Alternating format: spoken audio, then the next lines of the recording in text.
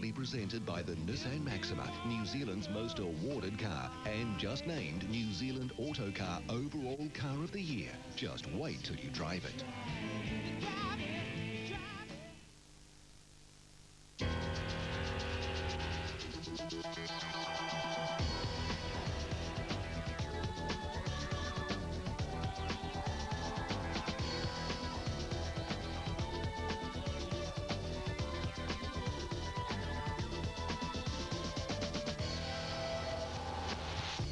Tonight, Television New Zealand becomes a Crown-owned company, clears the way for the introduction of the Charter, clears the way for more public service broadcasting, with a mix of both social and commercial objectives.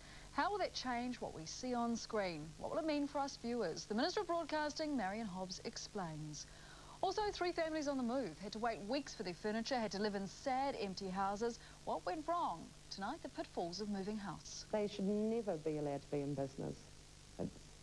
It's not fair on the good companies that are out there.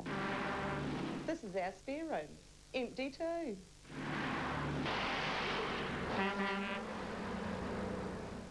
And REM, old rockers, they're making a comeback. Stand in the place where you were, now face your... I think one of the things we've learned is that you got to treasure it because it's finite. It's something that we want to squeeze all the meaning and all the enjoyment and everything out of.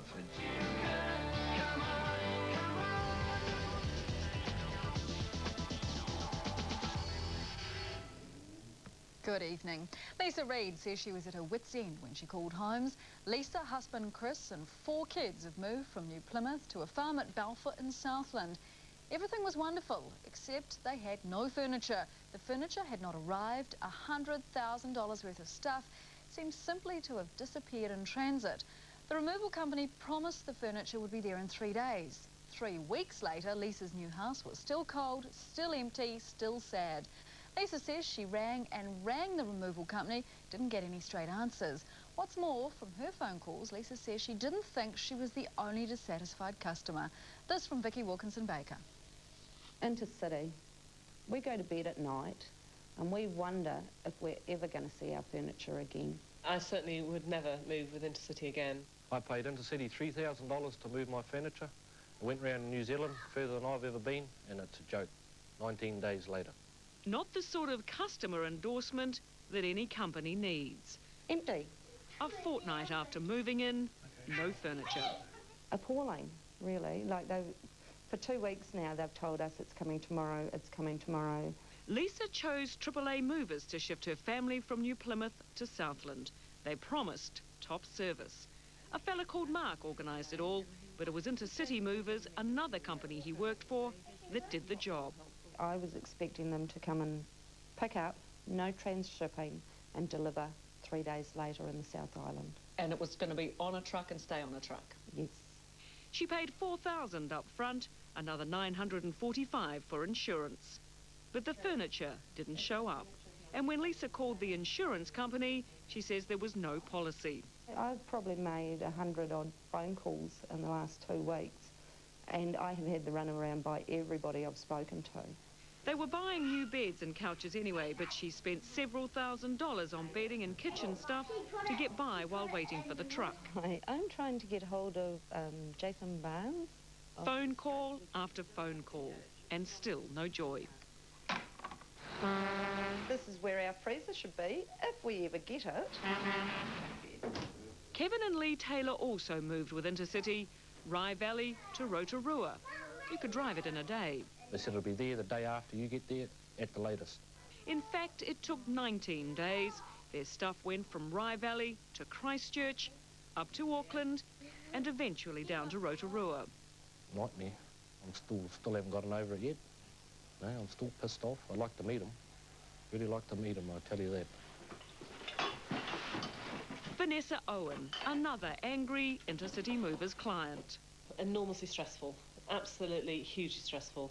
3 young kids and no furniture for 5 weeks.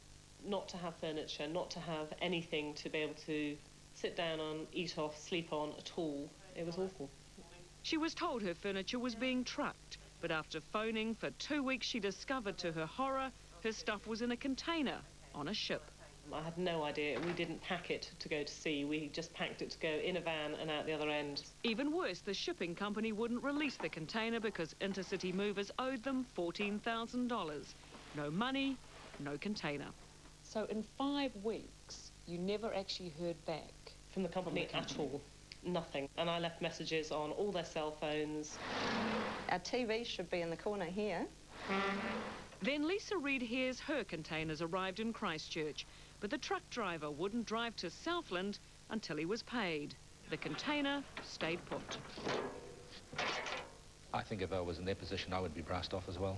While all this was happening for Lisa, Intercity Movers 2000 went into liquidation owing $116,000. The liquidators now working out what went wrong and who was responsible. When the people came to Intercity Movers and said, can you please move my household effects from point A to point B, they would have dealt with Mark Corral or Jason Barnes. We wanted to talk to Jason Barnes, but he wasn't all that keen to be seen when we approached him at the liquidator's office. This is his background. Jason Barnes set up Intercity Movers in August last year with 2 directors, himself and a friend, a chaplain called Julian Wagg. In February, Jason resigned as a director, and a month or so later the chaplain said he found out the company was in trouble. Jason Barnes was also director of Countrywide Movers Auckland Limited. It went into liquidation in February, owing $172,000. Jason Barnes told Holmes that he left the company 7 months before it went into liquidation, and it wasn't his fault. The other director, John Haig, says it was. Yeah, I don't want to talk to you, Vicky, or your associate. Sales manager for Intercity Movers, Mark Corral. He's a bankrupt whose last company went into liquidation a year ago, owing $42,000. He says what happened at Intercity wasn't his fault. Go and talk to Mr. Jason Barnes. Well, we did that. Jason Barnes tells us what happened at Intercity Movers was Mark's fault, and Mark, of course, blames Jason. Jason tells us he's moving on from the moving industry. Had enough, he says. So has Lisa. They should never be allowed to be in business. It's not fair on the good companies that are out there. This is our spare room. Empty too.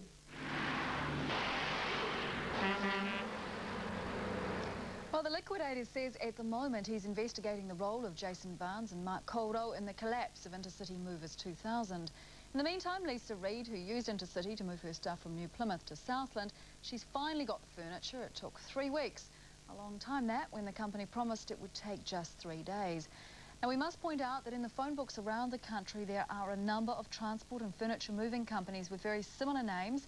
Our story tonight dealt only with Intercity Movers 2000, AAA Movers and Countrywide Movers Auckland Limited. Next up, the future of TVNZ. The government will introduce legislation changing the structure of TVNZ so it can take on a more public service role with a mix of both social and commercial objectives. What's it all mean for the viewer? How will that affect what we see on screen? The Minister of Broadcasting and Nationals, Murray McCulley, and the new charter in a few minutes.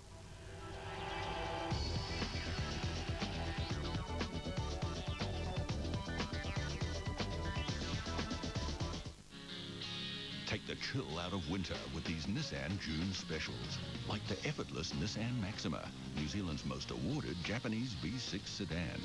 Now just $38,995 drive away.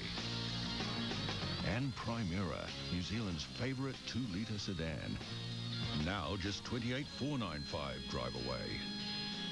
Get down to your Nissan dealer during June for these special offers on Maxima and Primera.